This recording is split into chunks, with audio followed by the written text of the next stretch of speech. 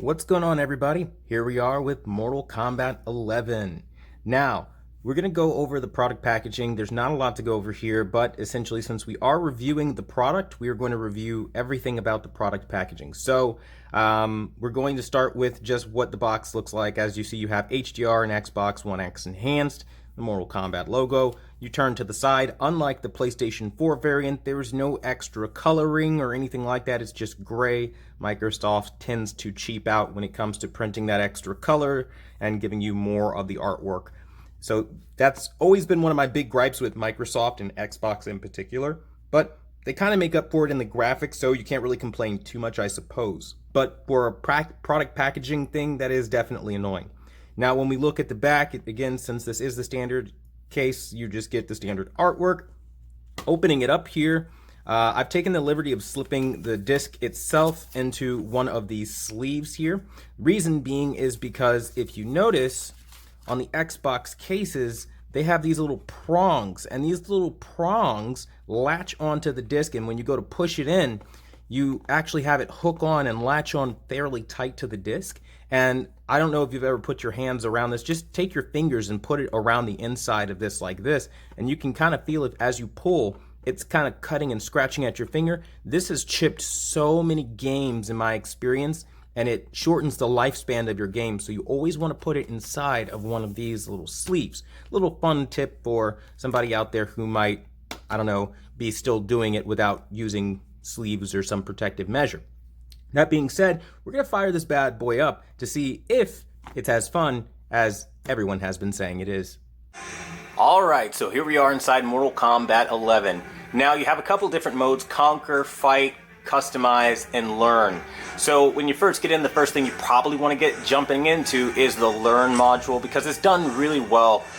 So one of the things I like is that given the tutorial, they allow you to learn like basic things, but then also as you progress through the story, you can do more advanced things, and they teach you things like frame data, which is very, very important for those who are new to fighters. So you don't have to sit there going online getting beat up by people. They can teach you about advantage and what pressure is and how to apply pressure to an opponent, building combos. They teach you how to do all of this stuff. And they even have character-specific lessons. So, needless to say, they put a lot of effort into the actual fighting dynamic of the game, and I think that's really, really good.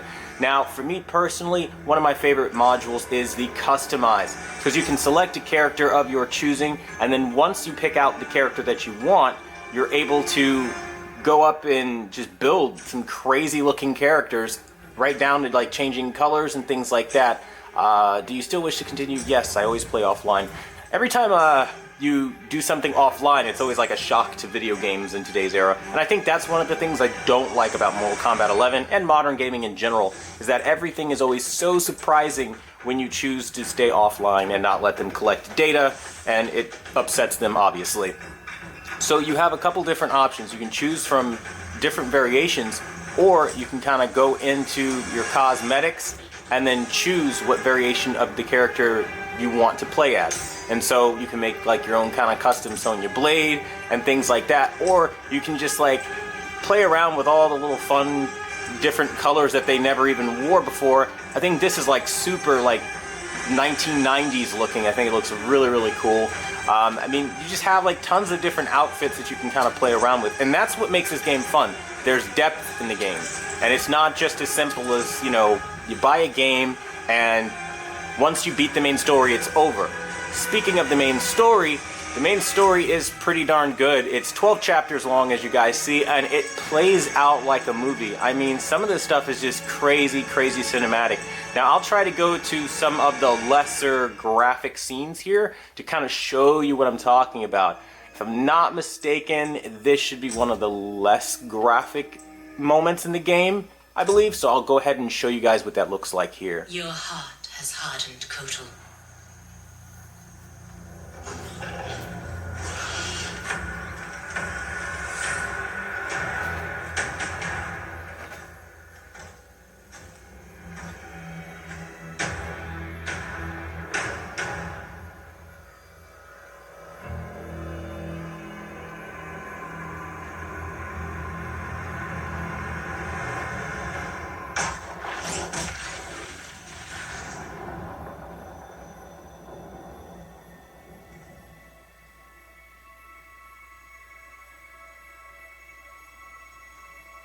It is too late.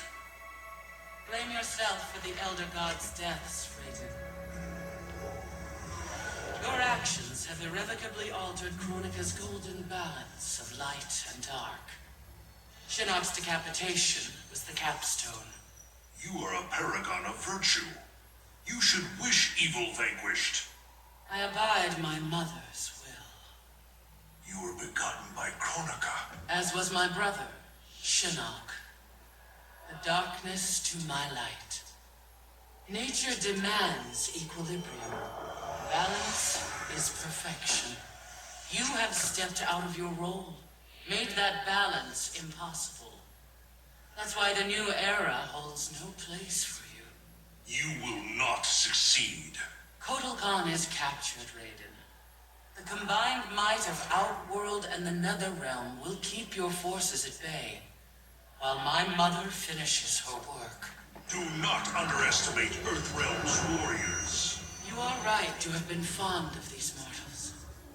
They were good souls. So as you guys can clearly see, there's a lot going on with the story. It's super immersive, and you have a lot of entertainment value in the story. And I think that's what's really cool about Mortal Kombat 11. They draw you in. You have something called the Tower of Time, which basically lets you go through and do a lot of things that'll gain you in-game items. Now, an area that is not so positive is the loot box type system in the game that kind of requires you spend in-game currency to basically, or real world currency and in-game currency to be able to access all this stuff. And they search for all this kind of content. They have like a premium shop, which you can spend real dollars to be able to access outfits quicker. Otherwise, you're gonna have to grind out endless hours in the Tower of Time. And I've yet to put a serious amount of time in there. And then you spend all your money into the crypt, which I'm not necessarily connected right now, so I can't really access most of the game, which I think that's kind of another negative thing with video games today. It's all about being online, and as you see, being offline is apparently a problem for these kinds of video games because you can't access the crypt, you can't access the Tower of Time, and it just kind of feels like, okay, well, you know, these are big parts of the game. The whole game is built around the Tower of Time. Why am I not able to access that offline based game? They tell you you are not connected to the Mortal Kombat server. Please sign in or try again later. So it's definitely a crappy experience, to say the least, to require internet only for AI battle, especially because this is a feature that just puts an opponent's battle, or a computer-generated battle system where basically two AIs fight against each other. You're not even really doing anything that would require the internet. You could easily go up against a computer and they can have a bunch of generated avatars, but they don't. And I think that's really very unfortunate. Now, when you get into the actual video game itself, and again, the fighting and the cinematics, they are nothing short of spectacular. So I'm not going to show the gore or anything like that, but what I will show you is that you have a lot of like cinematics, and that's what I'm going to show you guys. So I'll do new DLC character Nightwolf, and we're gonna go up against, what do you say? Who else? We don't have any new DLC characters besides Nightwolf. So I'll just do that new Sonya Blade that came with the DLC. And doesn't matter what the difficulty is because I'm not really gonna fight.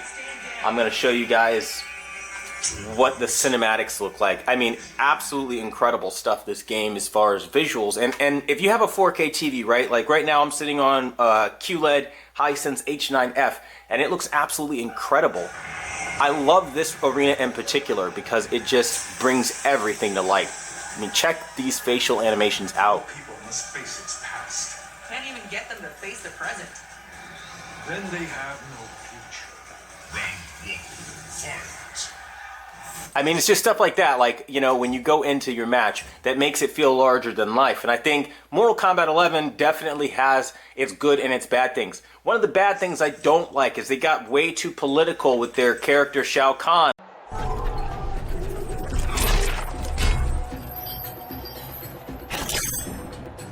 For 25 years, you've remained loyal.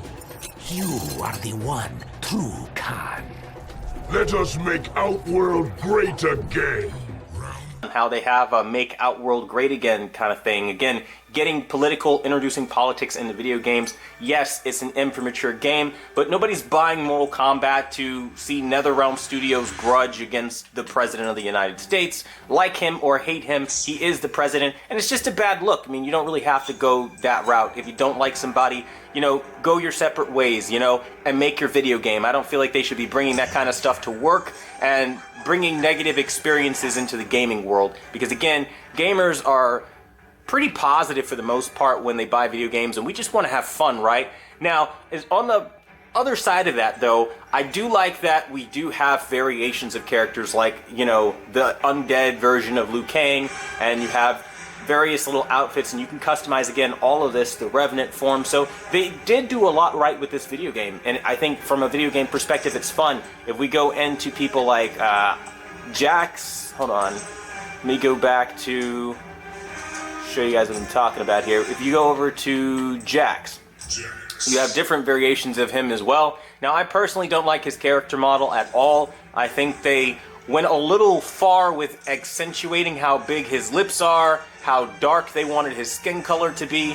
I feel like it was overly excessive, especially with the Jackie Briggs character. I think, again, she was way too light for their preference in Mortal Kombat 10, so they decided to darken her up by quite a bit. And I just feel like it's really distasteful, though, because it's like, if you're going to make a black character, and I'm saying this as a black male myself, if you're going to make a black character, don't make one that looks like a stereotype, right? You have her with basically dreadlocks in her hair, and you've got her with like little blonde tips. That's really ghetto and trashy, and like people in my social group don't do that, okay? Like, not all black people are stereotypes, and it's a very negative message that they are sending out, that they see black people in this way. It's like, so not only did you make her darker, but you just kind of changed her fundamentally from being the soldier to now she like has dreadlocks and looks like Chief Keef. I mean, I don't like what they did with that character. Very, very disrespectful if you ask me. But aside from that, most of the other characters are pretty decent. I mean, I don't have a real big gripe.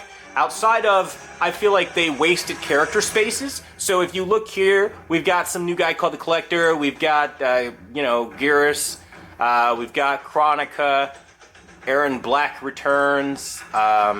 You've got, who else is, I mean, Cassie Cage. I mean, nobody really needs these characters, right? We could have had a lot more of the characters that they're charging for DLC, I feel like the Sindels, the Rains, the Reptiles, the Molinas. The cornerstones of Mortal Kombat should have been in the game, and the fact that they're not is a very, very unfortunate thing. So that's just one of my gripes as far as how they've gone about making this game.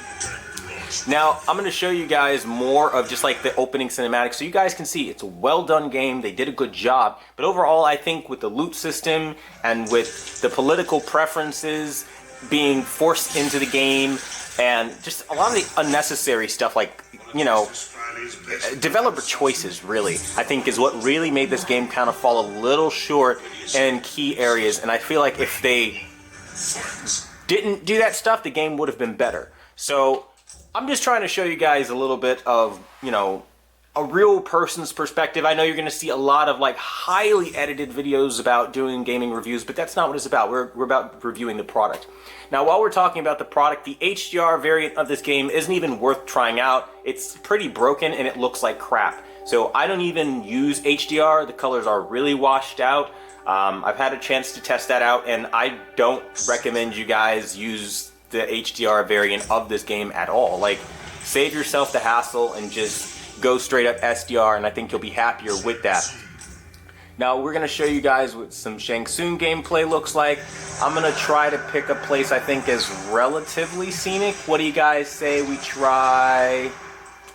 I really like this place, so we'll try the Shirai Ryu Fire Garden. But yeah, guys, I mean, ultimately speaking, it's a good game. I think you should pick it up. I mean, if you get it for like 20 bucks, it's a good game for that. You know, $29.99 even. The full $60, I don't think it's worth that, because there is a lot of DLC you'll have to buy to enjoy the game fully. And they're just going to come out with the Ultimate Edition later on anyway. With power that will obliterate you. Your concern is noted, Cetera.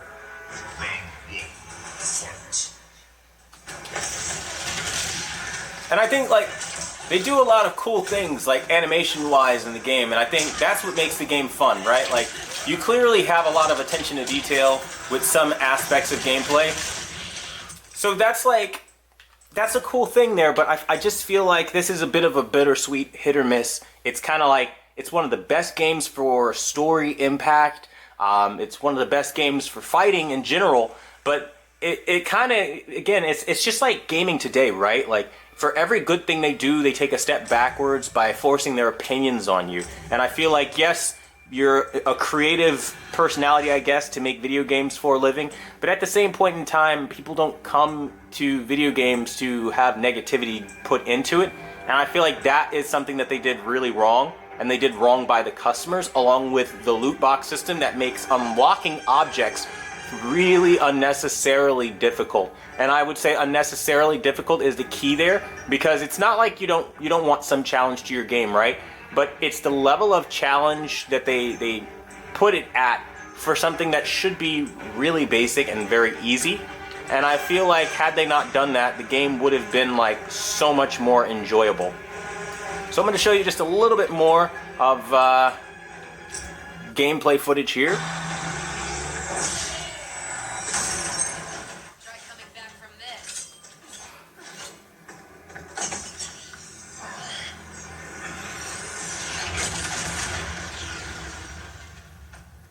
You okay? I'll be fine. I come from tough stock. Listen. So as you guys can see, you know, you have your graphic moments, you have your brutal moments, I mean, you have your emotional touching moments. Overall, I mean, the game is well balanced, and the movie portion of it really feels good. Like when they're going through the cinematics and the cutscenes, you really feel like you're watching a movie, and that's the part about this game that I really like. I like the attention to detail in that regard, and it feels like they actually tried to give you a good story. And I just did the same cutscene like twice. But you guys get what I'm saying. Like, either way, it's a good game, but, you know, it's not perfect either. I feel like they have gypped you a lot when it comes to the roster. And I don't like that they reworked the combo system this year to be different, so a lot of characters don't have just like a forward jump. Now there's just like a regular jump on characters like Scarlet, where everybody had a overpowered jump like what Sub-Zero and Scorpion has. But aside from that, it's a good game. I recommend it for a pickup. It's just there's a lot of variations of the game that you can't access, like online multiplayer, without obviously paying Microsoft. So automatically out the gate, you lose that if you're offline, so you can't even do multiplayer aspects. I mean, you could always hook up a controller, but the competitive play scene is just not there. I mean, really, it's unfortunate. And that's the way I would describe the way that they went about this game. But it is a good game. So, I mean, out of, I would say, like, let's say we're going on a system of like 5 stars. I mean, solidly, I'd give it a 3 out of 5 because they hit a lot of the right points, but getting political, loot boxes, and ultimately just botching it with the character selection and how you progress, it just makes it really like, kind of like a stalemate, if you will, you know? And that's what makes this game a little hard, but visually speaking, one of the most beautiful games on Xbox One X and PS4 Pro right now. You probably won't find very many games to be as scenic as this and tell as great of a story. And the story is the best in any Mortal Kombat game ever. They've done a really good job with that. But I really wish they wouldn't have, I don't know, man, just kind of rework characters. Like what they did with Jackie really upset me. And what they did with Jackson Briggs, again, not my thing. But I'm sure other people will have their opinions on that as well. That being said, I want to thank you guys for watching the #1 brand in honesty, and until the next video, I'll see you guys later.